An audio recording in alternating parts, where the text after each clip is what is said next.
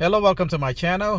Today I'm going to show you how to reset this maintenance require light that comes on, it doesn't go off.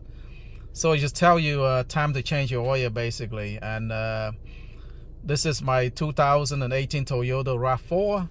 So you see the arrow right here, the U-turn arrow. On the steering wheel right there, you see that? Just hit that. Now you use the arrow right here, the right arrow. Using this arrow right here, you keep going using the left arrow. You keep going until you see this right here. You see a vehicle setting. Just go there and then hit this the middle button.